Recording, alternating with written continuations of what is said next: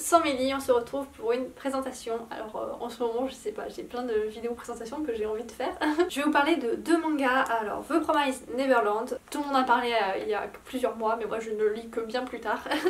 Et Les Carnets de l'Apothicaire. Ça c'est pour les bonnes lectures du moment, mais sinon il y a des lectures qui ont été un peu moins bonnes. Je vais vous parler de Encens de Johanna Marines que j'ai lu dans le cadre du PLIB 2022 et pareil pour Célestopol 1922 de Emmanuelle Chastelière, qui elles sont nettement plus mitigées. Donc du coup on va tout de suite commencer par elles, comme ça on finira par du positif. Donc je vais commencer par Encens. Alors Encens écrit par Johanna Marines. J'avais beaucoup aimé son premier roman qui était plus de la SF dystopie. Il s'agit de Herstronomie. Et après ça on avait également lu avec Mélie son deuxième roman Cendre qui avait du potentiel. Voilà.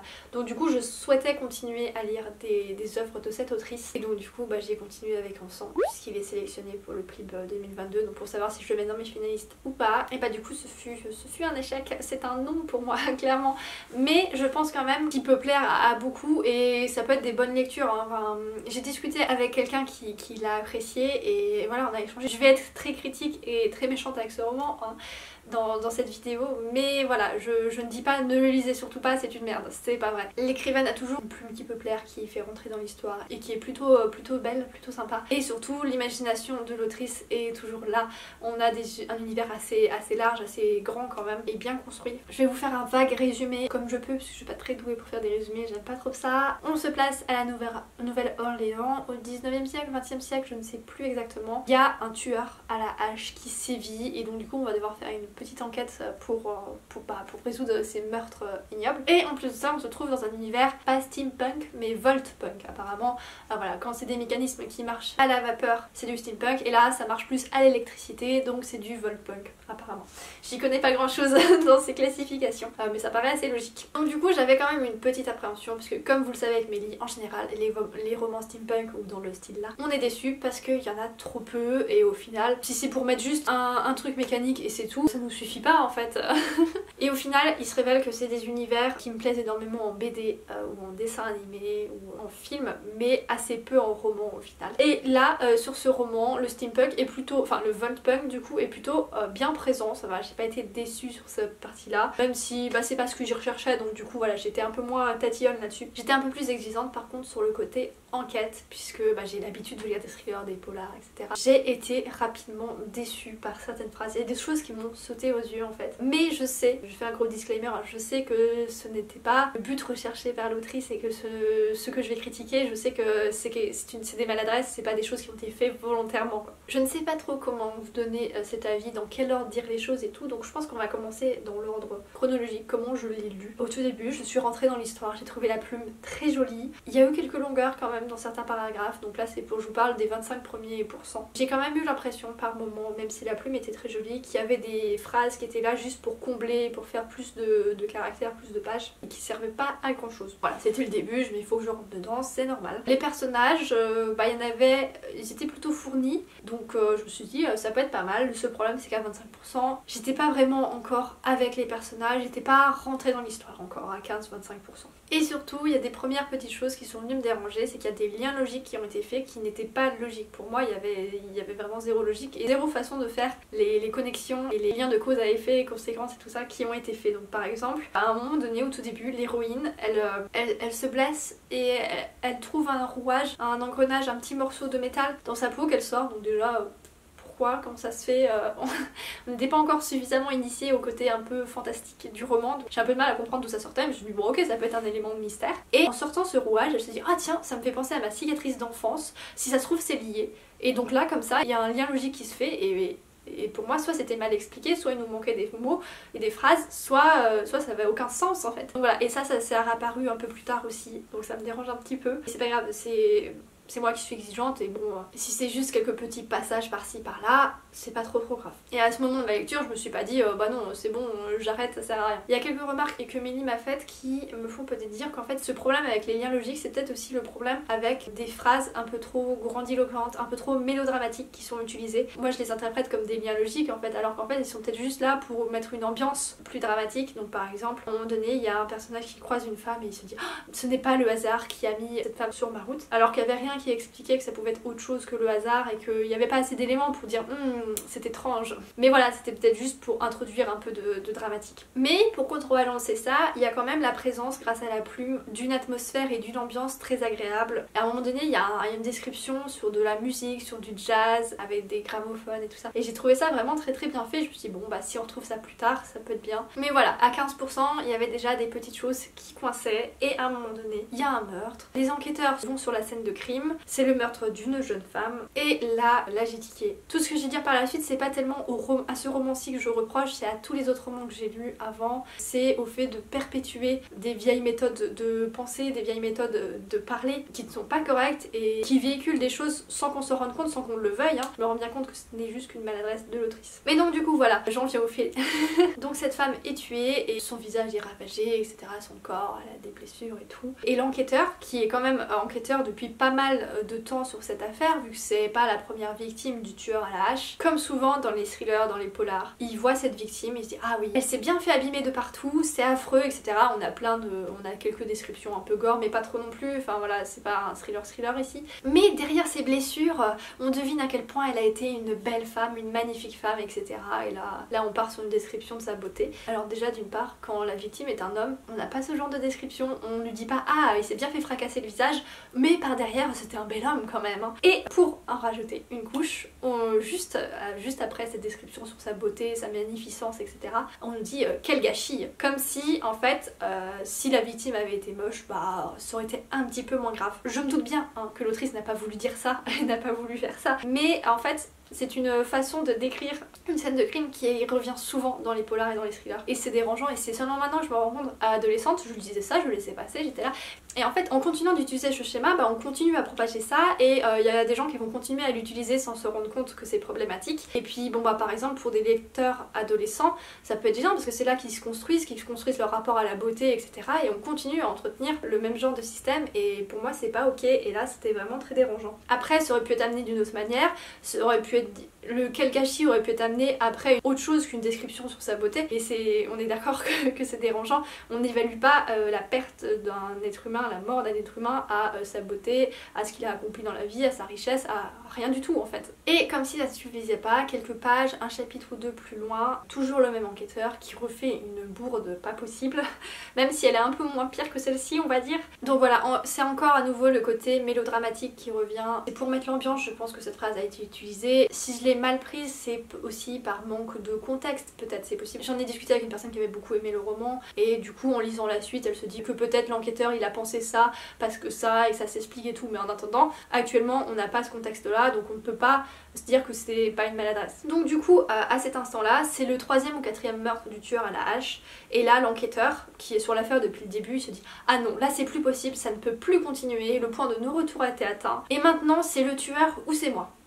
Alors, je reviendrai sur la phrase c'est le tueur ou c'est moi après parce que pour moi ça n'a aucun sens, mais le fait que ah non là ça y est, 4e meurtre, 3e meurtre, c'est une très belle femme, ça doit s'arrêter, c'est plus possible. Genre au premier meurtre c'était encore un peu possible, tu n'y mettais pas toutes tes forces, toute ton énergie, t'avais besoin de motivation. Donc concrètement en fait la façon dont j'ai compris ce que l'enquêteur disait c'est que maintenant il était 100% motivé, avant il n'était pas 100% motivé à résoudre cette enquête et ça j'ai trouvé très maladroit et je ne pense pas que ce soit mon interprétation, c'est ce qui est dit, mais à nouveau le côté dérangeant, je ne pense pas que ce soit une volonté de l'autrice, c'est juste une maladresse. Et donc en fait le cumulé de ces deux maladresses qui me dérangent et des quelques liens logiques qui ne sont pas logiques à mon sens et le fait qu'on n'était qu'à 15 et 25% du roman et que je n'étais ni attachée au personnage et j'étais pas encore rentrée dans l'histoire. Il y avait du mystère qui m'intriguait un peu, j'avais quand même envie de savoir le fin mot de l'histoire, mais pas trop. Bah du coup tout ce mélange là ça a fait que j'ai eu envie d'arrêter ma lecture. Je me suis renseignée auprès de personnes qui l'ont lu et qui l'ont aimé. Je me suis un peu fait spoiler quelques petits trucs et du coup ça m'a permis de passer très rapidement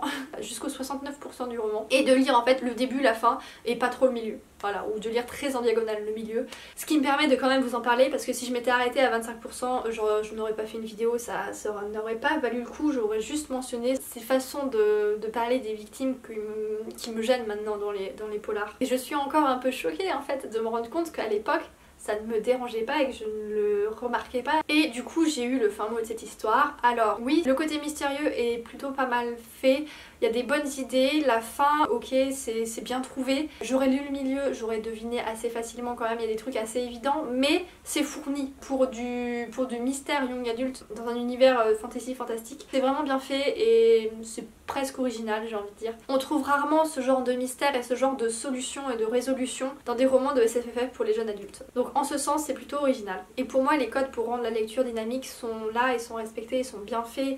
Donc on alterne entre des chapitres sur un personnage, sur un autre, etc. On alterne les points de vue et on alterne aussi avec des extraits de journaux et ça c'est très bien fait, c'est très bien géré. Donc voilà, tout n'est pas à jeter dans ce roman, hein, ce n'est pas ce que je dis. Et je sais qu'il plaira beaucoup, de toute façon il a déjà bien plu, parce que l'univers est sympa, parce que l'autrice sait quand même écrire. Hein. Mais voilà, je ne suis pas la lectrice pour ce roman, malheureusement. Et je ne suis pas déçue d'avoir bypassé un peu le milieu. Et à nouveau, je ne le déconseille pas, je peux même le conseiller en fait. Si vous avez envie de plonger dans la Nouvelle-Orléans avec un soupçon de jazz, avec des mécanismes, des automates, un petit côté Volpone assez sympa et quand même un petit côté frissonnant avec l'enquête, bah, n'hésitez pas, hein, je pense qu'il peut vous plaire. Et puis maintenant, vous êtes prévenus, il y a quelques petits propos dérangeants et donc du coup vous pourrez passer plus vite que moi dessus et passer à autre chose et quand même profiter de la lecture. Ensuite, on va passer à Sélestopol 1922 de Emmanuel Chastelière. Pareil, je l'ai lu dans le cadre du PUB 2022 pour savoir si je le mettais dans mes finalistes ou pas. Ce qu'il faut savoir, c'est que l'auteur, avant d'écrire Sélestopol 1922, a écrit Sélestopol tout court, mais ce ne sont pas vraiment des suites, c'est des tomes qui peuvent se lire indépendamment les uns des autres et apparemment on peut lire 1922 avant Sélestopol tout court et vice versa et on n'est pas obligé de lire les deux. En tout cas c'est les informations qu'on m'a données. Il se trouve que je ne suis pas tout à fait d'accord avec ça mais on va en discuter plus tard. C'est de la SF un peu steampunk, enfin c'est un peu entre les genres à nouveau. Il est catégorisé SF mais clairement pour moi il est plus que ça, il n'est pas juste ça. De toute façon après avoir lu le roman je suis allée voir l'interview de l'auteur qui a été réalisée par une des jurés du PLIB et oui voilà il disait que lui il aime toucher un peu à tout, c'est un mélange de plein de choses. Parce qu'en fait il se trouve que les deux, Sélestopol 1922 et Sélestopol tout court, je vais arrêter de dire Sélestopol tout court, il se trouve que c'est des recueils de nouvelles en fait qui, alors d'après la maison d'édition, d'après la couverture, il est censé y avoir un fil rouge qui forme à la fin toute une histoire. Et c'est l'un des gros points que je reproche à ce roman, enfin à ce recueil, c'est qu'il y a un peu mensonge sur la marchandise. Et clairement dans mon cas ça a nuit à ma lecture et ça a nuit à mon avis sur ce roman. Peut-être que si on m'avait pas autant vendu du faux, j'aurais pu apprécier davantage. En tout cas, je me serais pas attendue à quelque chose qui n'est pas arrivé. Une autre des raisons pour lesquelles j'ai lu ce roman, c'est qu'il me tentait bien d'après son résumé, mais aussi il y a l'un de vous qui nous l'avait conseillé quand Mélie parlait qu'elle avait du mal à trouver du steampunk qui lui plaisait. Et Sélestopol nous avait été conseillé pour de la SF steampunk. Et bon, pour ce qui est du steampunk, oui, il y en a dans certaines nouvelles un petit peu et tout, c'est très sympathique, mais ce n'est pas le sujet principal. Et comme l'a dit l'auteur dans son interview, j'ai trouvé ça très juste, ce qu'il disait c'est que bon il voulait pas faire du steampunk pour faire du steampunk et que lui il le classerait pas là-dedans. Il comprend pourquoi il y en a qui le classent dans le steampunk, il avait envie de mettre des automates et quelques éléments steampunk mais son but n'était pas vraiment de faire 100% du steampunk, donc du coup ça reste assez léger et c'est vrai. Et de toute façon je ne lisais pas en m'attendant à trouver du steampunk, donc il n'y a pas eu de souci à ce niveau là. Donc je lis les deux premières nouvelles en sachant que bon si j'ai pas lu le Sélestopol ce n'est pas grave. Si on ne m'avait pas dit que c'était des tomes indépendants qui se suivaient pas et tout, j'aurais lu Sélestopol d'abord et ensuite j'aurais lu Sélestopol 1922 et au final c'est peut-être ce que j'aurais dû faire parce que quand j'ai lu les nouvelles j'ai eu la sensation de manquer de contexte, d'avoir loupé quelque chose, d'arriver en plein milieu de quelque chose qui est déjà construit, déjà expliqué. Alors après ça peut être l'effet nouvelle aussi mais j'aime beaucoup lire des recueils de nouvelles et j'ai jamais eu cette sensation de manquer de contexte. Alors après je sais que comme c'est des nouvelles, tout n'est pas très développé et qu'on nous explique pas tout et c'est normal. Donc il y a peut-être une part de ça, mais il y a une part où j'avais l'impression d'être un cheveu sur la soupe et qu'on m'avait pas expliqué tout plein de choses qu'ils étaient censés savoir et notamment toute la partie géopolitique de Sélestopol. Parce qu'en fait Sélestopol, enfin, c'est quelque chose de très intriguant, c'est une cité qui est construite sur la lune. Ça fait très un peu Jules Verne, un peu Da Vinci, enfin il y a un peu de tout et c'est vraiment très intriguant, très intéressant. C'est une cité plutôt russe si j'ai bien compris, il y a un duc dessus qui s'appelle Nikolai et puis il y a un peu un conflit entre Nikolai et puis l'impératrice russe qui est restée sur Terre et voilà, donc il y a la petite cité sous globe, la météo est contrôlée etc. avec des automates et puis il y a quand même des voyages entre la Terre et la Lune. Mais pourtant on se place dans le passé par rapport à l'époque actuelle. De toute façon 1922 c'est la date, hein. C'est le recueil de nouvelles, il va se passer sur toute l'année 1922 et il y a quand même une nouvelle qui déborde un peu sur le début 1923. c'est pas grave. Et donc du coup si on m'avait pas dit bah, non t'as pas besoin de lire le reste, je l'aurais lu avant, peut-être que j'aurais eu plus de contexte et peut-être que ça aurait été mieux parce que là vraiment j'ai quand même l'impression que c'est un argument marketing plus que quelque chose de vrai. En fait c'est pas vraiment un mensonge mais pour moi c'est pas vraiment vrai non plus quoi. Vraiment il y a des choses qui étaient citées qui n'étaient pas expliquées, alors après ça m'a pas empêché de comprendre mais bon, manquer de contexte c'est quand même pas une sensation agréable. Donc déjà pour moi, pour le mettre dans mes finalistes du PLIB, là je commençais à rechigner. Et ensuite il y a ce gros argument mis en avant par la maison d'édition j'imagine du coup, que chaque nouvelle suit un fil rouge et qu'à la fin ça forme une histoire plus globale et plus complexe. Et donc du coup moi quand on me dit fil rouge et tout, je m'attendais à ce qu'il y ait plein de petites pièces du puzzle et qu'à la fin on assemble tout et ça forme quelque chose qui se suit, ou pas forcément dans l'ordre chronologique. Quand je dis se suivre c'est pas dans le sens là, c'est plus se suivre dans le sens oui qu'il y a un fil rouge quoi. De toute façon ça s'est ressenti aussi dans l'interview que j'ai écouté, c'est que ce fil rouge ça cache plus des personnages qui de temps en temps reviennent entre les nouvelles. Donc dans une nouvelle on suit un personnage, 3 nouvelles plus loin on le voit traverser la route et en mode clin d'œil. Concrètement c'est ça, et c'est ça plusieurs fois. Il y a quand même 3 nouvelles où c'est les mêmes personnages, donc c'est 2 mercenaires qui reviennent 3 fois je crois, au moins 2 en tout cas ça c'est sûr, et peut-être une 3e aussi. Mais le reste du temps c'est juste des personnages qu'on recroise, et on recroise de manière très très légère et très subtile. Parfois si tu fais pas attention je pense que tu peux louper le passage d'un autre personnage. Et après c'est agréable d'avoir ce genre de clin d'œil, mais pour moi ce n'est pas un fil rouge, c'est pas comme ça que ça s'appelle. Et en fait sous le mot fil rouge ils incluent également le fait que ça se passe à Sélestopol, toutes les nouvelles se passent à Sélestopol, donc c'est un fil rouge. Je suis pas d'accord à nouveau. Et ça se passe dans la même année, donc pareil, c'est un fil rouge. Pour moi ce n'est pas suffisant. En tout cas c'est pas ce à quoi je m'attendais. Je m'attendais vraiment à ce que ça construise une histoire globale. Alors qu'au final, comme chacune des nouvelles est dans un genre un peu différent, ça touche un peu à la fois à l'ASF, un peu de magie, de fantasy fantastique. Chacune des nouvelles est très distincte les unes des autres et difficilement assemblable. À la fin, je me dis est-ce que c'est vraiment possible que tout se passe au même endroit, alors à la limite que ce soit des univers parallèles, que ce soit la même ville mais des univers parallèles, ok, mais c'est bizarre. Il y a plusieurs magies qui sont mélangées et qui ne sont pas expliquées, enfin un peu expliqué, mais il n'y a pas eu tout le contexte en fait qu'il y a dans un roman par exemple, des origines de cette magie, et du coup parfois elle est un peu incompréhensible, notamment avec les 2 dernières nouvelles que j'ai trouvé vraiment très trop what the fuck pour moi. Après c'est pas grave, hein, il y en a d'autres qui m'ont plu, et vraiment celle-ci j'ai eu du mal à comprendre la magie, à comprendre où voulait en venir l'auteur, et du coup ça finit sur une mauvaise note vu que c'est 2 nouvelles que j'ai pas aimées, alors qu'il y a 2-3 nouvelles qui étaient des petites pépites, donc ça ne m'aide pas à finir sur une bonne note pour donner un avis un peu plus positif. Et ensuite la 4e de couverture sur le site de la maison d'édition m'avait vendu un peu plus de rêves. On m'avait dit que ce serait une année où croisés dans ces rues Marie Curie, François Ferdinand, Howard Carter, et etc. etc. On parlait de Jules Verne aussi. Et je crois que j'avais lu d'autres noms comme ça qui m'avaient sauté aux yeux. Et au final c'est très très léger, je m'attendais vraiment à croiser et à soit les retrouver sous forme de personnages, soit les retrouver autrement. Et certes dans une nouvelle il y a un bon dialogue avec Marie Curie, d'ailleurs c'est une de mes nouvelles préférées celle-ci. Mais pour ce qui est de Jules Verne c'est plus l'ambiance, c'est plus le style, etc. La ville elle-même et les machines. Pour Léonard de Vinci, on croise un de ses tableaux, mais c'est tout, on ne croise pas le personnage. Après c'est peut-être pas la même époque non plus. Et pour d'autres voilà, c'est juste des petits éléments, vraiment c'est pas... Là j'ai mal compris ce qu'on m'avait vendu du coup. Un autre aspect qui m'a dérangé, c'est que comme c'est des nouvelles et que parfois on recroise quand même certains personnages, on nous réexplique des trucs qu'on nous avait déjà expliqués dans la nouvelle précédente. Donc j'imagine que c'est pour qu'on puisse lire les nouvelles indépendamment les unes des autres, mais ça fait un peu too much parfois quand on nous réexplique une caractéristique en plus qui est simple, alors que de l'autre côté on nous réexplique pas le contexte. Il y a ce petit paradoxe qui m'a un peu gênée. Et pour achever un peu le roman, le pauvre, c'est pas un mauvais roman, hein. La plume ne m'a pas touchée. L'auteur écrit bien, il a du vocabulaire et tout, il sait construire ses phrases et tout, mais ce n'était pas fluide, en tout cas chez moi. Et pourtant j'ai lu beaucoup d'avis qui disaient que la lecture était fluide et tout. Parfois ça a été un peu laborieux de lire certaines nouvelles. Il y en a 2 qui m'ont vraiment beaucoup plu, et là celle-ci ça a été facile de les lire, mais les autres... C'était pas forcément fourni en action et c'était pas haletant, et en plus de ça, comme je n'étais pas forcément attachée aux personnages, c'est l'aspect nouvelle, je ne me suis attachée à rien ni aux personnages, sauf pour 1 ou 2 nouvelles, ça n'a pas été. Mais bref, passons aux nouvelles que j'ai beaucoup aimées, parce qu'il y en a quand même quelques-unes qui m'ont touchée, même si ce n'est clairement pas la majorité, ce qui fait que je ne voterai pas pour lui, et malheureusement au final ce n'est pas une très bonne lecture. Une nouvelle que j'ai bien aimée, c'est surtout sa fin que j'ai beaucoup aimée, c'est Katharzyna. Le final... Je l'aime beaucoup et en plus dans son interview j'ai vu que l'auteur disait que c'était sa préférée je crois mais qu'elle n'avait pas été beaucoup appréciée, en tout cas c'était pas celle qui ressortait le plus dans les avis qu'il avait lus et bah voilà, moi je l'ai beaucoup aimé celle-ci.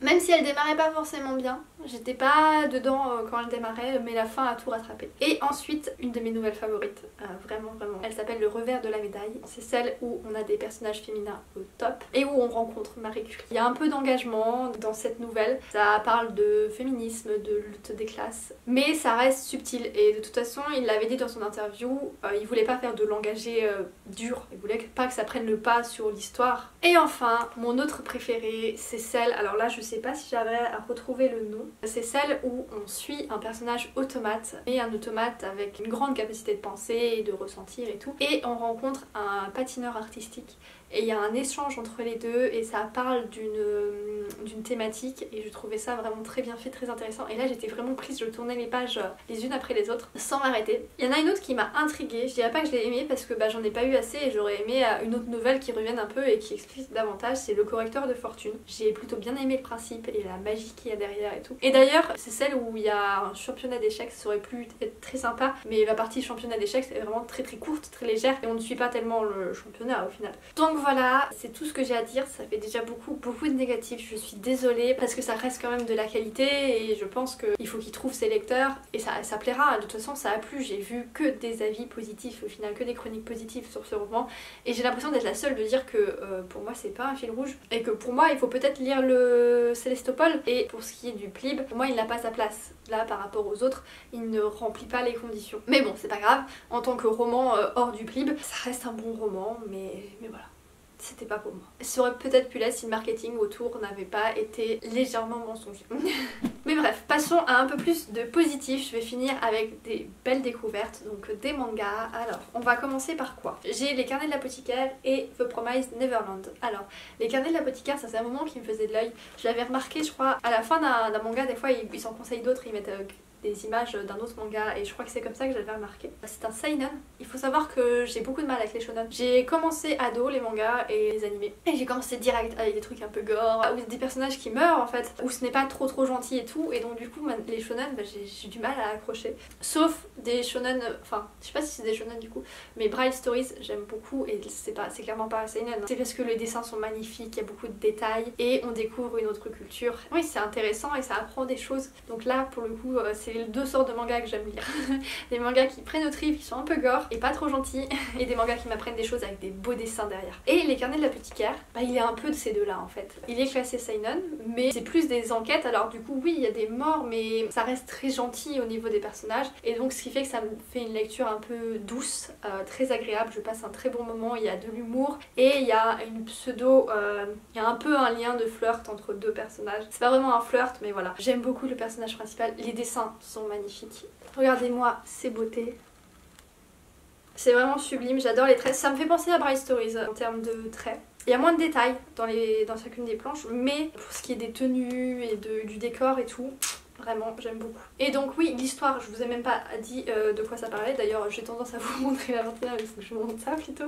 On va suivre Mao Mao, elle était apothicaire dans le quartier des plaisirs, elle s'est fait enlever et elle est devenue servante dans le quartier des femmes du palais impérial. Donc on est entre enquête, travaux d'apothicaire et complot de cour et tout ça et j'aime vraiment beaucoup comment c'est fait. J'ai acheté les 6 tomes qui sont sortis dans quelques jours, en janvier. Bon, quand la vidéo sera sortie, le tome 6... Non, 7 sera déjà sorti, mais bon, pour moi c'est dans quelques jours, le tome 7 sera sorti. J'ai lu jusqu'au tome 5 et pour l'instant, à mon avis, est unanime pour tous les tomes. Et je me garde le tome 6 pour la période Noël et juste après Noël. Et ensuite, The Promised Neverland, alors là, il a fait beaucoup parler de lui et ça me donnait pas envie de le lire, je voulais attendre. Et voilà, ce n'est pas un seinen, c'est un shonen pour le coup, mais pour le coup...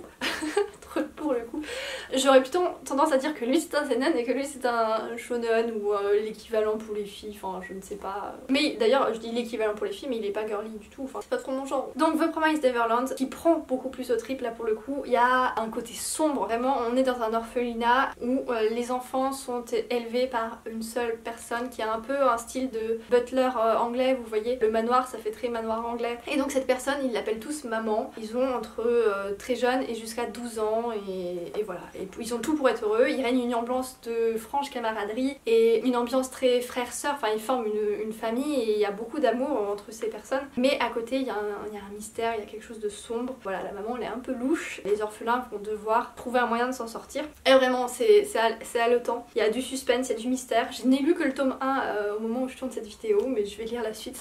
Et pareil, je passe un bon moment mais avec un côté un peu horrifique, frissonnant quand même. Et bah sur ce, je crois que j'ai fini cette présentation. J'espère que ça vous aura plu comme d'habitude.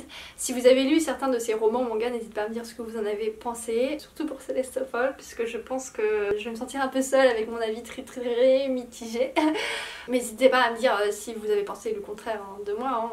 Venez en discuter d'ailleurs avec moi avec cet aspect de fil rouge. Est-ce que vous aviez compris ça autrement? Est-ce que c'est moi qui interprète mal le mot fil rouge?